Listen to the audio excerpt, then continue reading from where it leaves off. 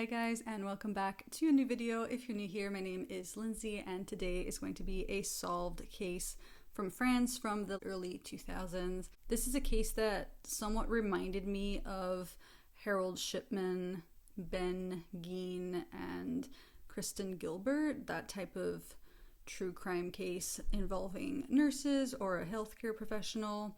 But it is quite different from these stories. You'll quickly see why. This was a huge case in France that sparked a gigantic debate. So I am excited to share this story with you. I will give you a quick heads up that this video will be mentioning suicide, sexual assault, and euthanasia. So just keep that in mind before continuing this video. And without further ado, let's just dive right in. This affair started in May 1998 in a hospital in Mantes-la-Jolie, which is northwest of Paris. Jacques Guton was 71 years old and had just been admitted to the hospital in the Department of Neurology and Pulmonology. He had terminal lung cancer, and sadly his doctor had just informed him that he only had a week to 2 weeks left to live. He actually died very suddenly shortly after receiving his diagnosis. He died on May 3rd, 1998, and although his family was made aware of his remaining time, the time he had left, they were shocked that he only died a few days after receiving his diagnosis, and even the doctors and the nurses were surprised because his condition had not deteriorated overnight, so it was very surprising to pretty much all of the doctors and the nurses, except one nurse, Christine Malèvre, who had spent the entire day saying that Jacques Guton was not going to make it to the end of the day. One of the healthcare workers who heard Christine say this, I believe she was a caregiver, was actually very upset with that comment. She was very suspicious of Christine saying that, so she went to the head of department, spoke to him, and when she went into his office, she said, "Do you not find it suspicious that patients die suddenly on the days when Christine is working?" Obviously, he was absolutely not expecting this type of question. And she said that she wasn't the only one who believed that Christine had something to do with Jacques' death, and that she actually did not believe that Christine was only involved in Jacques' sudden death. Obviously, these are very strong accusations and suspicions. So obviously the doctor, or the head of department, needed more information. He needed to get more facts or stories, things to back up these claims, because, you know, this is something you don't want to be wrong about. She confessed to him that on November 6th, 1997, she had seen Christine inject a patient with a dose of morphine that was meant to be slowly released over the next 12 hours. So within a matter of seconds, the patient received a dose that was meant to be injected over the course of 12 hours. And obviously, when the caregiver saw that, she confronted Christine. She said, "What have you done? This is way too much morphine." And Christine panicked. She basically said, "Well, this was an accident. I didn't mean to release the entire content of the syringe. It just malfunctioned, and it just kind of went off as I was pushing the syringe. The whole thing just went," and she was really panicked. She said it was just an accident. Obviously, at the time, the caregiver did not have a reason to doubt Christine. She also didn't have enough evidence that this could be more than just an accident, so she didn't report it. I'm not sure if this was ever even reported as an accident, but unfortunately, the patient went into a coma for 24 hours before dying of a morphine overdose. To make things worse, the caregiver told the head of department that for the past few months, there had been a running joke surrounding Christine, that whenever someone would see her at work that day, they would say, "Oh, today's the day," meaning that Christine is at work, so a patient might die suddenly, which is an alarming joke to be making. This is not something I would want to be joking about, as in, if you are going to be making jokes like that, you should definitely report them right away. But now, here she was, the caregiver was in the head of department's office reporting these things, and he wasn't sure what to do, but he did take these accusations very seriously. He raised it with the director of the hospital, who then went on to write a letter to the local prosecutor to make him aware of these accusations and maybe seek advice and figure out what to do next. Before I continue talking about this case, I do want to give a very brief background on Christine. I don't have a crazy amount of information on her background, but I do know she was born in December 1970. She grew up in a very normal and loving family. She had a younger sister, well, she still does. She has a younger sister named Céline, and Céline would often have ear infections that would require a nurse coming over to tend to her, and Christine would always idolize that nurse. She looked up to her. She wanted to be as kind and caring, and from a very young age, she knew that she wanted to become a nurse and do humanitarian work. That was her calling in life. She wanted to help others and care for others. At the age of 12, her math teacher sexually assaulted her.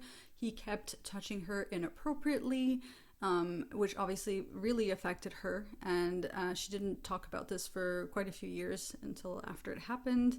But because of that event, she would no longer be interested, or in the future, she wouldn't be interested in sexual relationships. She would focus on relationships that were revolving around kindness and tenderness. She ended up graduating top of her class in nursing school. She even went to Burkina Faso for a couple of months as an internship for some humanitarian work. She'd always wanted to do that.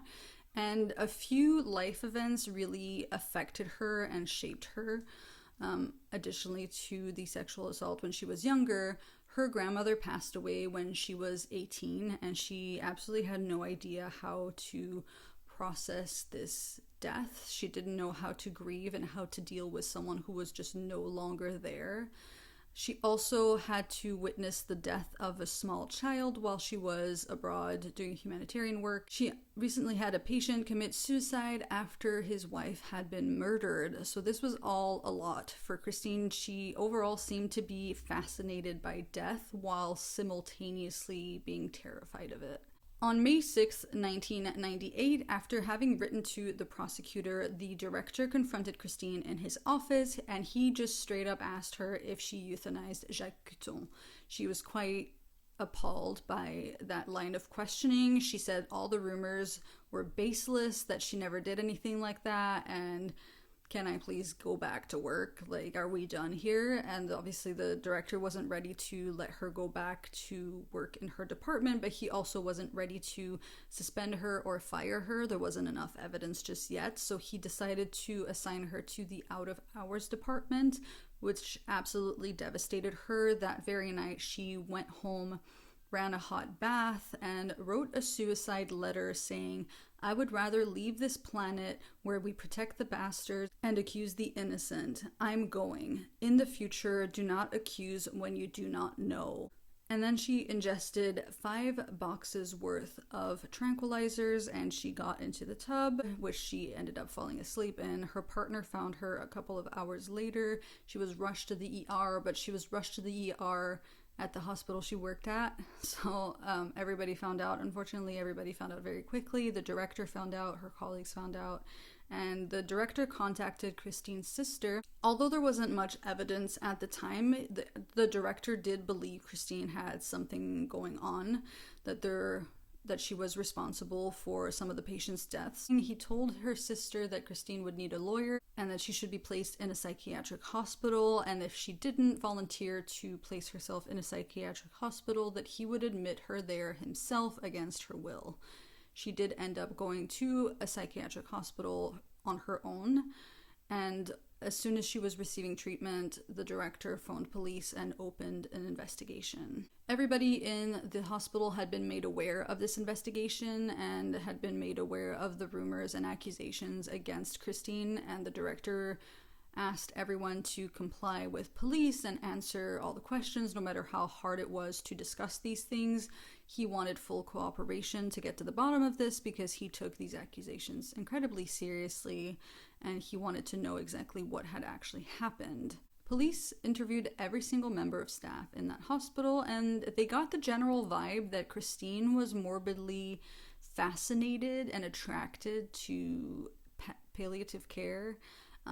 There was something about patients who had been given only days, weeks, and months left to live. She wanted to be there. She wanted to care for them. She wanted to go above and beyond when it came to caring for these patients. She would even attend their funerals sometimes, which does happen if you work with a patient for quite a long time. I have seen healthcare professionals show up at funerals for certain people, but she would pretty much go to most of her patients' funerals.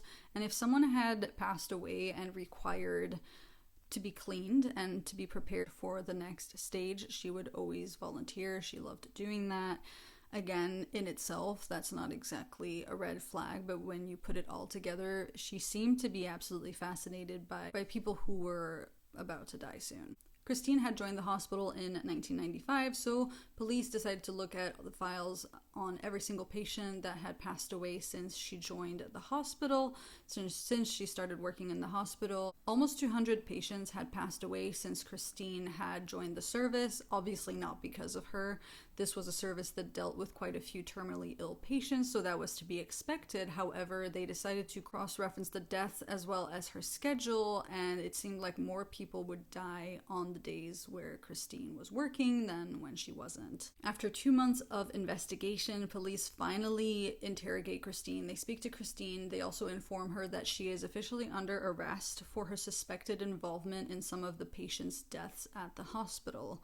They started giving out a list of names of patients who had passed away while she was at work, and she ended up admitting to having helped 30 or so patients die. She confessed that she would inject potassium chloride or a large dose of morphine to help them die and end their suffering. As soon as she left the interrogation room, she broke down and told her sister that she had lied, that she had never helped 30-ish patients die, that she basically was taking back her confession. And she was sent back to the psychiatric hospital after this interrogation because she was still there for treatment. Instead of being placed in prison or in jail, they decided to let her go back to the psychiatric hospital. Obviously, she had already attempted to commit suicide, and now she was incredibly high risk because she had just been charged with murdering patients. When she was confronted to the judge, she tried telling him or explaining to him how hard her job was. Her job was very, very hard. It was incredibly difficult dealing with patients who were suffering and who would never get better. She tried to portray herself as this guardian angel who helped her patients suffer less, and she was there to basically help them leave this planet with dignity.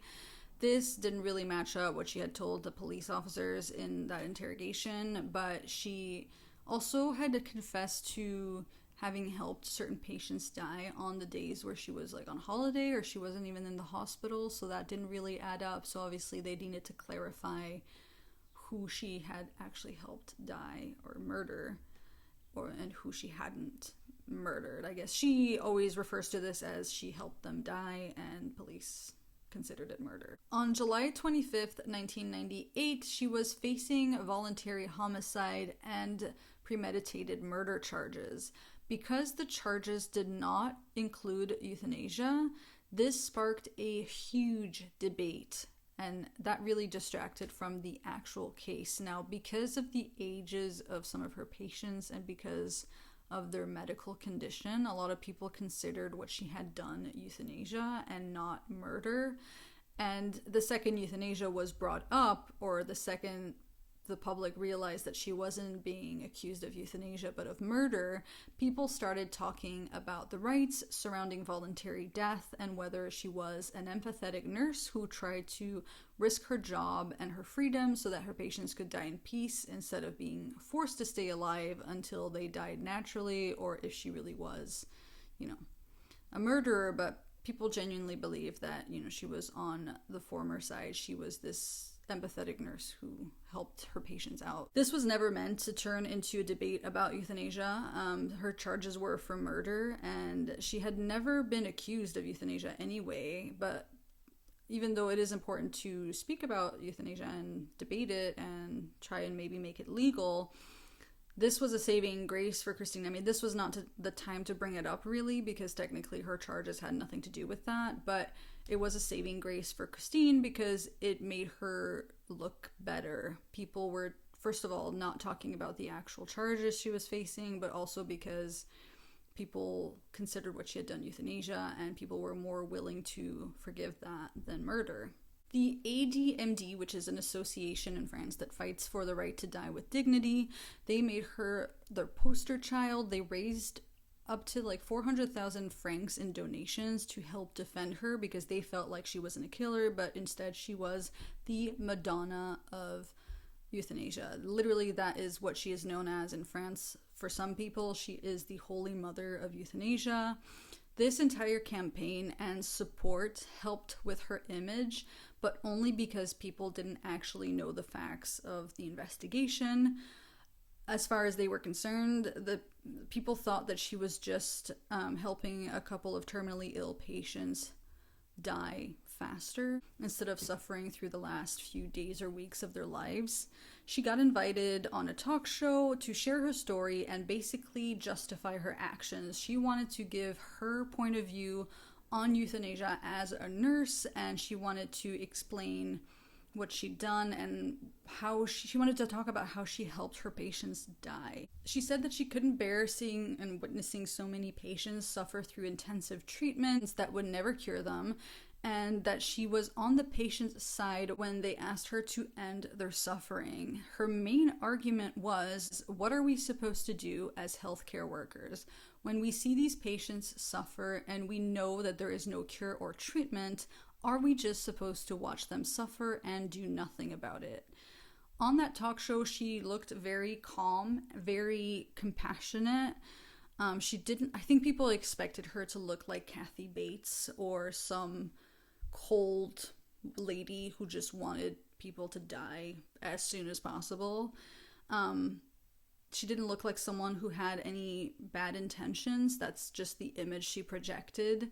She looked exactly like the type of person you would want as a nurse. So that really helped her entire image as well, is that she's not what people expected her to be when they heard about what she'd done in the news. Many people felt very strongly, still do, about euthanasia, mainly that it should be legal, and that if they were in her patient's shoes, they would want her to spare them any discomfort or pain, and they would want her to go against the law, to do what's right, to help them suffer less, even if it meant that she could face repercussions. I think ultimately people are like, since this isn't legal, I would want a nurse who was willing to risk the fact that this isn't legal, but she's still going to do it. So that's, people saw it from their perspective and not from the victim's perspective or the patient's perspective or the family's perspective, because obviously she's getting all this support and media attention, and the victims' families are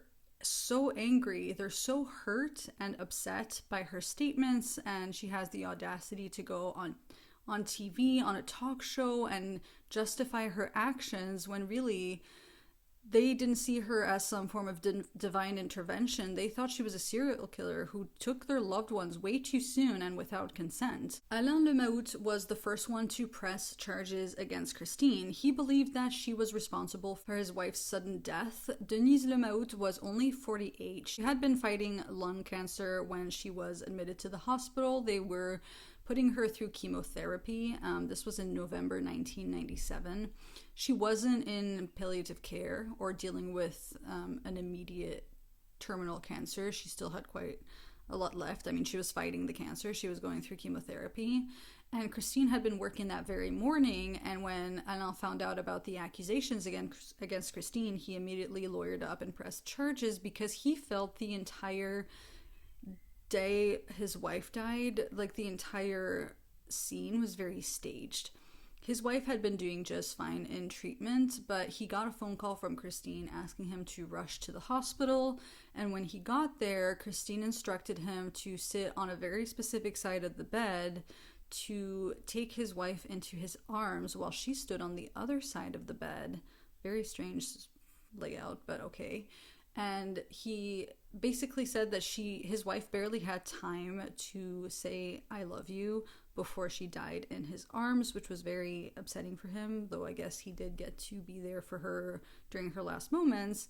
But he wanted to fight this. He wanted to get to the bottom of this. He felt like Christine had something to do with his wife's death, And this started a snowball of lawsuits and accusations, and the families of the victims started lawyering up to fight Christine and get justice too. After getting all of this attention in the media, Christine went back on her statement, and she only confessed to having helped 4 patients die. So she went from 30 to 4. A journalist wrote an article accusing her of mass euthanasia and provided all of the stats, including the deaths and her work schedule.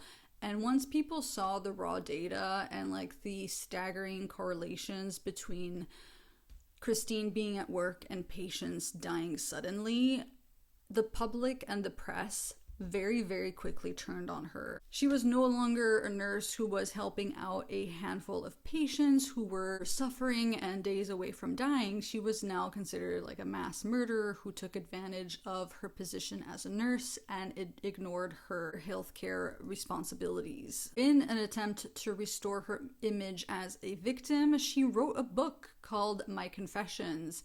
That was published in March 1999, and she even got to appear on Europe 1, one of the biggest French radio stations, to promote her book. She got up there, told the host that she was really upset that people were calling her a murderer because she hadn't murdered anyone. She had only helped her patients die upon their request. It wasn't murder, it was help. She kept portraying herself as the victim, basically completely ignoring the fact that the families also had victims on their end, but she acted like she was the only victim, and that's not my opinion, that's just how she came across. When the host mentioned that she had initially confessed to 30 or so patients' deaths, she said that interrogation was a very low point in her life, which I guess is true. She was technically in a psychiatric hospital after having attempted suicide, and she said that she was terrified and she panicked, that the police officer interrogating her was threatening her, scaring her, waving all of these documents around, and she said that he already thought she was a criminal, so it didn't really matter what she actually confessed to because nothing was going to change his mind. So she rescinded her confession and only now confessed to having helped 4 patients die. The families of the victims were even more upset by her media appearance and her book because, first of all, they couldn't understand how anyone would publish this book. But she was now profiting from the deaths of these victims, and she also was making herself appear like the only victim in this story. This really upset the families. They tried to have the book banned, mainly because as a nurse, she's not at liberty to discuss private information regarding her patients, even if they've passed away. And in that book, she was describing everything in detail and sharing all of this information, all these private things about her patients that she was not at liberty to discuss. So that's the main reason why they wanted this book banned. I mean, they wanted the book banned because they hated her and they hated that she was trying to explain herself or justify her actions, but that was the one way to get it banned. It was because it was inappropriate for her to share these private details and personal details about her patients. They were unsuccessful in having the book banned, so it did remain on the shelves. It is still available to this day to buy, to purchase, and to read. Up until then, the case had been mainly overshadowed by the debate on euthanasia. Again, nobody was really talking about what she'd done. It was more about whether or not euthanasia should be illegal. The judge himself, he wasn't there to decide whether or not euthanasia should be legalized. That's not what he was here for. He was here to decide if Christine had killed the patients or accelerated their deaths. In order to figure this out, he needed a bit more solid evidence. He hired some expert statisticians and some expert doctors. Quickly found out that more people died on the days when Christine was at work than when she wasn't, and the experts isolated 21 cases they found suspicious. So out of all of the deaths that occurred when Christine was in the hospital, expert doctors looked at all of them and they isolated 21 cases where they felt like the patient's death was unexplained or very sudden. What is fascinating with these 21 cases is that all of these patients were comfortable. Their pain levels and medical statuses had been taken into consideration and they were on the right painkillers or medication for it. So Christine had been going on and on about how she was ending the patient's suffering and that they were suffering through treatment, and going through pain, when really the hospital did take into consideration the patient's comfort levels. They were there to make sure that the patient would be comfortable, even if they were terminally ill, even if they only had a few days left to live. Nobody wanted anyone to be uncomfortable, so it did make people wonder what she meant when she said she was ending their suffering, because technically none of the patients were in any pain, at least physical. The judge had to make a very difficult decision on whether or not he should exhume the 21 patients who were on that list, and he decided against it because he realized it wouldn't make a difference during the autopsy. If they found morphine in the system, then it could be because most, if not all, of these patients had been given morphine at some point, and it would be difficult to figure out if a lethal dose had been given. And when it comes to potassium chloride, the amount you need to kill someone is so small that it would never show on lab results. So the judge decided against having 21 victims exhumed, and instead he decided he was going to look for some material evidence or any form of evidence to prove that Christine had some level of premeditation. At the beginning, he was honestly genuinely open to the possibility of Christine being a very kind nurse who meant well and who genuinely just wanted to limit her patients' suffering during their last days. He was actually willing to believe her version of events, but he was also open to pretty much any theory because he wanted to remain as impartial as possible. And he did bring her into his office and he gave her a heads up. He said that he was willing to believe her, but if he ever found out that she had lied about anything, she would lose his trust immediately. And that's exactly what happened when she confessed to one of the deaths being accidental. So out of the 4 she had officially confessed to after the 30, she went back and confessed to 4. She said that one of them had been an accident. She had accidentally released an entire syringe of morphine when it was meant to be slowly given over the course of 12 hours. And because this was a material accident, he was hoping to recreate it in his office. He wanted to see what exactly had happened that led to this accidental death. He wanted to understand, and he was giving her an opportunity to explain herself. So he had all of the medical equipment, all of the supplies brought into his office to have Christine recreate the mishap. And he wasn't trying to trick her or anything. This wasn't, a trap. He literally was like, just go ahead, show me how it happened. I want to see what happened. And that's when she realized she was fucked, because the morphine pump that was attached to the syringe that delivers the morphine over the course of many hours is incapable of providing an overdose, right? The mechanism doesn't allow for any accidental overdose. At most, the machine will let you increase the dosage, but it prevents the entire contents of the syringe to be dumped at once. So that means the syringe had to be disconnected from the machine or the mechanism, and that the machine would have to be turned off because once the syringe is removed, the machine beeps. And that's when the judge saw this and saw that for the amount of morphine that was given to be administered, it would have to be manually. It couldn't be through this machine that, was attached to the syringe. And that's when he knew that this was no accident and that there was some premeditation involved, or at least she had the opportunity to stop before, any lethal amount of morphine was injected. Up until then, she had been free to walk around, but that very night he had her placed in custody. However, her lawyer managed to get her released after just 8 days in custody. Now, her being released after 8 days was pretty much the only good news she got, because as soon as she was released, the judge increased the charges. He upped the charges from murder to assassination, which meant that now she could face life in prison. Out of all 21 suspected cases, only 7 were kept and brought to trial. As you can imagine, this type of murder is very difficult to prove. It's very difficult to get evidence for it. And Christine got herself a new lawyer who advised her to deny everything, to plead non-guilty, because he knew how difficult it would be for the prosecution to prove that she had anything to do with her patient's death, aside from the fact that she did confess to 4 of them. I am finally going to give you the names of the 7 victims that were included in the trial, because those were the only ones who were in the trial. I didn't want to go through, I didn't even have access to the initial 30 or so names that she had given police.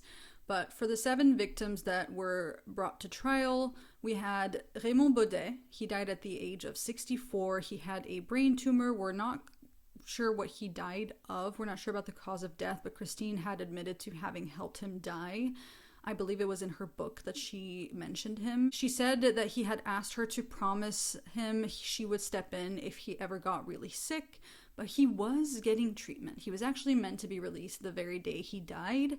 He was meant to go home that night, and he had also spoken to his family about his cancer, and he said he was actually feeling really great, as in he was feeling better about the diagnosis and that he was going to fight his cancer and try to win. He was going to try and beat this.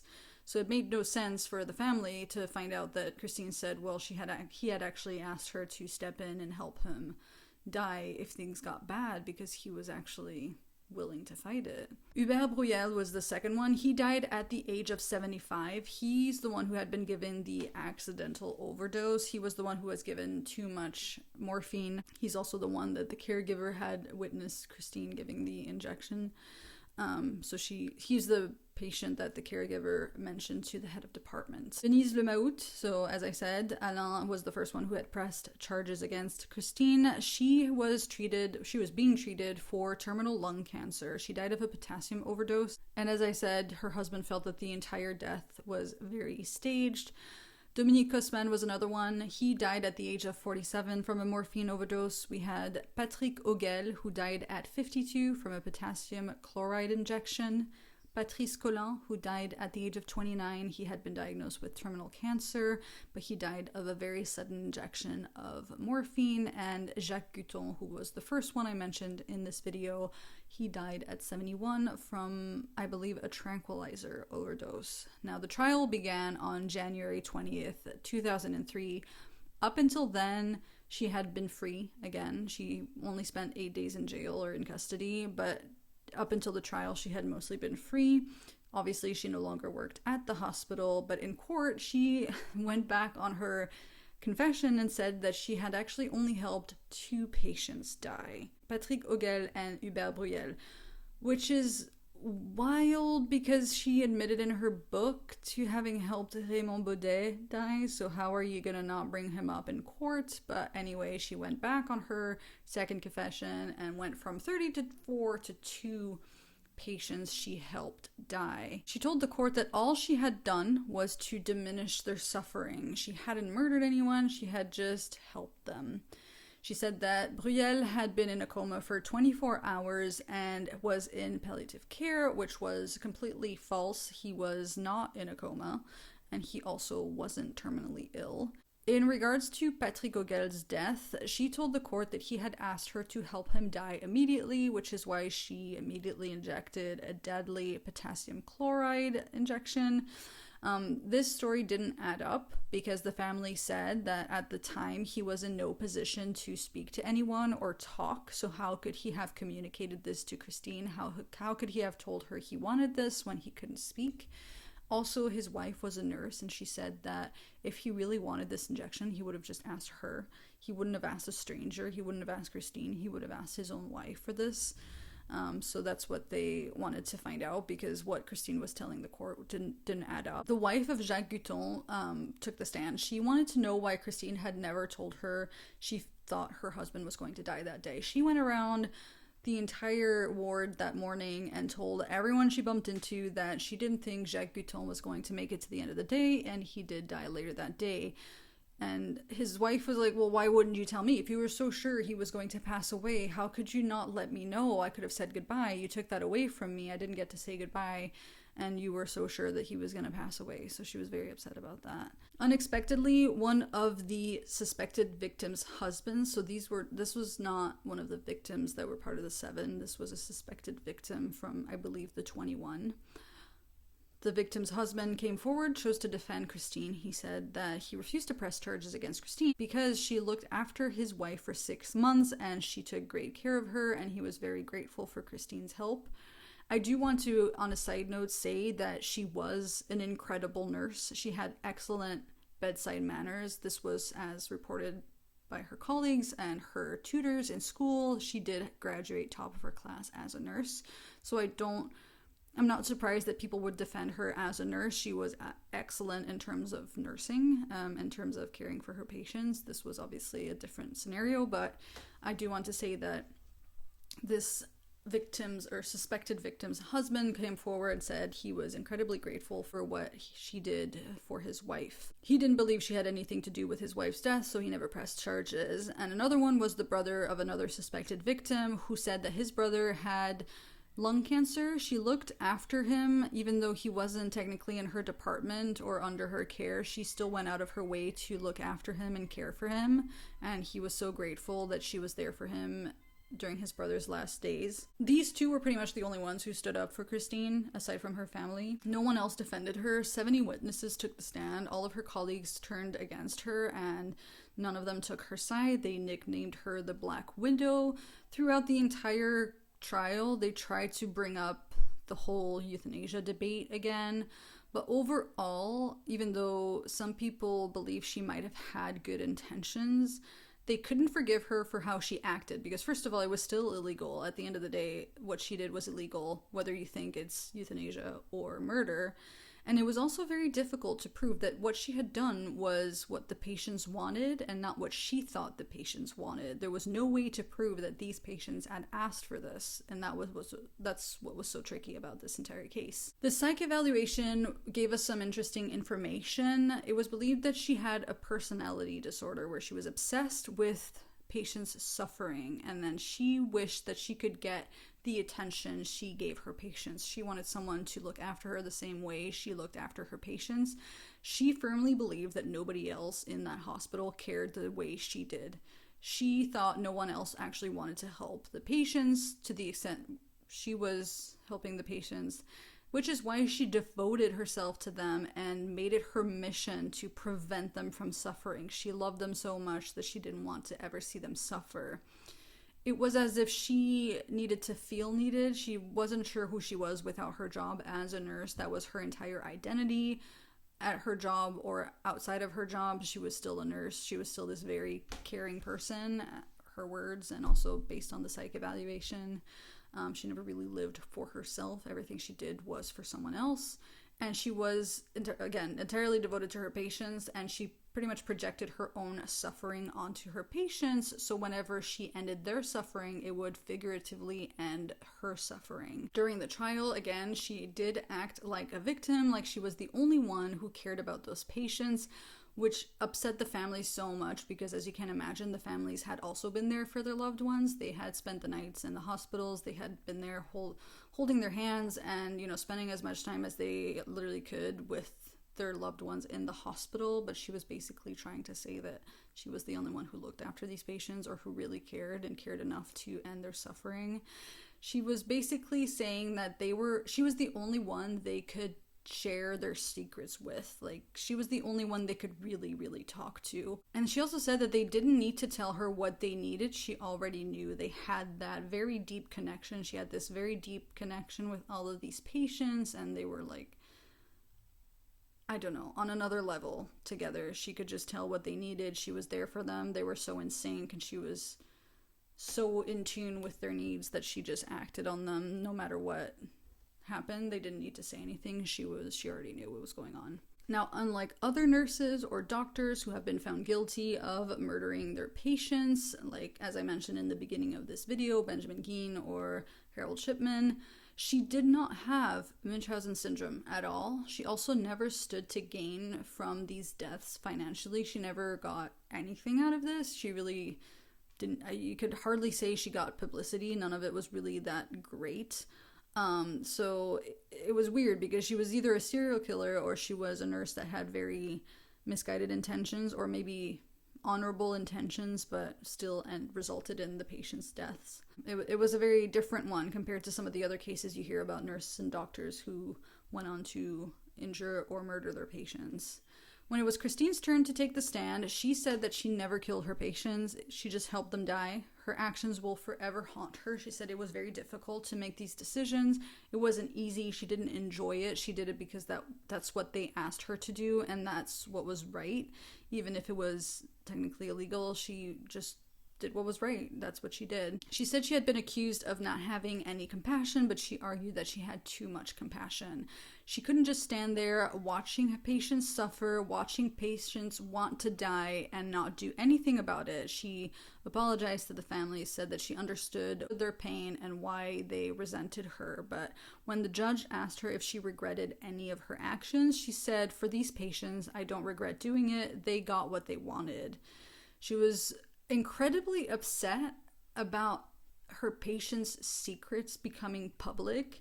The only thing she genuinely felt incredibly upset about was the fact that her patients wanting to die was a secret between the two of them that, was never meant to be released to the public. And she said it was torn from her. This secret that she was sharing with these patients was torn from her and made public. Though I don't understand why she would just go on and write an entire book about it if she's so upset about that secret becoming public. However, that was what she was upset about. That whole, what the patients told her in confidence became public. And she ended up regretting not involving the families when making the decision to end the patient's life as requested by the patient. What I find interesting is that she said it's all in their eyes, implying that some patients didn't even need to ask her verbally to help them die. She interpreted those signs and she took it upon herself to act accordingly, so she could just tell by just looking at them that that's what they wanted. That's just not good enough. And what really got me is that she also did keep trying to justify her actions, explaining why she helped these patients die, but she also somehow still managed to try and act like she never really did anything. Because obviously her lawyer didn't want her confessing to anything. Her lawyer argued that those patients were very ill. Most of them were terminally ill, had weeks or months left. So it's not like they could have lived much longer anyway. And it was impossible to determine whether Christine's actions resulted in the patient's death because they were already so unwell. That is not a good argument, because what's next? You're going to run someone over and say, well, they were terminally ill anyway. So whether it's today or in a month, who cares? Or why? That's just wild. Wild that he had the audacity to bring that up in court, but he did. The judge himself, he argued that people were very quick to call it euthanasia and defend her actions because she was a nurse. However, if she hadn't been a nurse, people would just call her a serial killer or a murderer because, it doesn't matter what her intentions were. At the end of the day, she ended those patients' lives. He also highlighted that dying of a potassium chloride overdose or injection is not even remotely pleasant. It's actually quite brutal, which did kind of contradict her, end their suffering plea. Some of her patients weren't terminally ill at the time they passed away, and some of those who were terminally ill still had quite some time left, some time that the families probably wanted with their loved ones, that they might have wanted with their families. It's really difficult to say because, again, we don't know what had been actually asked. We don't know what they actually asked Christine. The families accused her of being a thief of love and a thief of time, that she stole those last moments from them, those precious moments where they could have said goodbye to their loved ones. Now they never would get the chance to say goodbye. After 2 weeks of trial, the general counsel still couldn't quite figure out if she was a calculated serial killer or if she was this empath nurse who genuinely felt like she was doing God's work by helping her patients die sooner. Either way, she still ended up ending those patients' lives, and he asked for a minimum sentence of 10 years. The family did not think that was nearly enough. But just before deliberation, Christine spoke to the jury. She said that she wanted to live, as in she wanted to live her life as a woman and start a family. And I thought it was quite ironic that she made that plea to the jury. She obviously did not want to spend any amount of time in jail, and her plea was that she wanted to live. On January 31st, 2003, Christine was found guilty of 6 out of the 7 assassinations. Oddly enough, there wasn't enough evidence to include Denise Lemoutte. Even though her husband had been the first one to press charges, he was very upset about this, so she was not involved in the guilty charges. Christine Malèvre got a 10-year sentence, a 92,000 euro fine, as well as a lifelong ban from practicing nursing or working as a nurse. She immediately appealed this decision and went back to trial in November 2003, and this time after 7 hours of deliberation, they increased her sentence by 2 years. So she was no longer sentenced to 10 years in prison, she was sentenced to 12 years, and they kept the lifelong ban on working as a nurse. Her family could not believe what had happened. They could not believe it after the first verdict came out. I'm not sure what they expected. Obviously, they genuinely believed that their daughter had not committed any crimes that were worth going to prison for, that she was not a murderer, and they immediately blamed the hospital for not realizing she needed support with her work, but also they blamed all hospitals who were happy to blame her for euthanasia and pretend that it's not a widespread practice that happens in the dark away from the public eye. Basically, they were highlighting that all of the hospitals were doing this, and that the second one person was accused of ending a patient's life, they were happy to blame them. Very happy to pretend that she was a monster for what she'd done, when in reality it was happening everywhere. Again, that just because other people are doing it doesn't make it any less legal for her. You know, at the end of the day, it's dangerous to encourage this behavior because the families of the patients have no way of knowing if the patients had actually asked this. If the conversation ever happened, especially when one of the victims was incapable of speaking at the time. So it's dangerous to encourage healthcare professionals to make this decision on behalf of the patient when really it's an easy way for some people to abuse this system. Doesn't matter if you think euthanasia should be legalized or not. At the end of the day, it was never meant to be the debate. This was never meant to be about euthanasia. It was meant to be about Christine and her crimes. However, it is impossible to separate what she'd done from euthanasia and the whole debate, because obviously a lot of people argued that what she did was helping the patients. That's what she argued as well. It is important to highlight that a lot of retired nurses and doctors have come forward. I mean, she did receive, and still does receive, a lot of support from a lot of people who genuinely believe that what she did was right, and a lot of retired nurses and doctors have come forward to explain that it's very common practice to do what she's done. It's just kept in the dark because it's not legal yet, so obviously nobody wants to get in trouble, but at the end of the day, the reality of it is it happens a lot. It's very common, and pretending that it's not happening is not helping anyone, so she got the short end of the stick. When really a lot of people were doing that. However, you could argue that, you know, there was no way of knowing if what she'd done was murder or not, because we could never, the patients and the victims are dead. We can't ask them if that's what they really wanted. So it is tricky, but obviously legalizing this would be the safest way to ensure that there is no gray area with what the patient wanted. You need documented consent, but obviously that would be a solution to that. I'm not quite sure I'm not trying to make this video controversial. I'm not quite sure what the argument is against euthanasia, because to me it would only affect you, like yourself. It could only affect yourself. Does that make sense? I mean, I think you should have the right to die whichever way you want.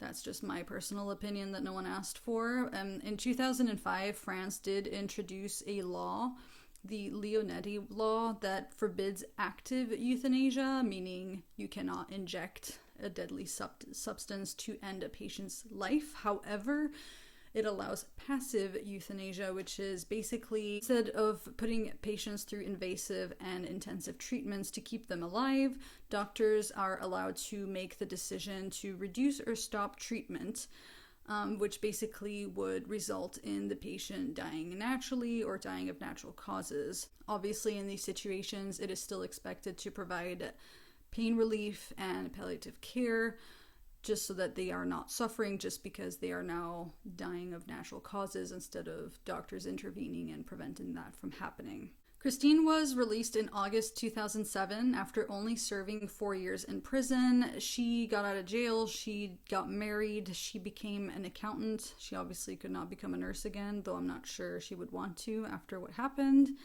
As far as I'm concerned, she just moved on and started fresh. I do know that at some point, I'm not sure if that's still valid, she lived close to her sister. Her family is entirely on her side, and to this day, whenever people bring up euthanasia in France, her name comes up. That's how massive the case was and how big the debate was surrounding end of life and voluntary end of life. So yeah, still to this day, she has a lot of, I wouldn't say supporters, but a lot of people who think that it was a shame that she went to prison when really what she did was help patients. But you have to see it. A lot of people see it from their perspective as a patient, right? A lot of people, that's what I witnessed from like this research, is a lot of the comments are, well, if I was in a situation where I was terminally ill or I was going through with all these treatments that I didn't want to go through and I just wanted to end it sooner rather than later, then I would want someone to step up and just pull the plug. Don't care if it's illegal.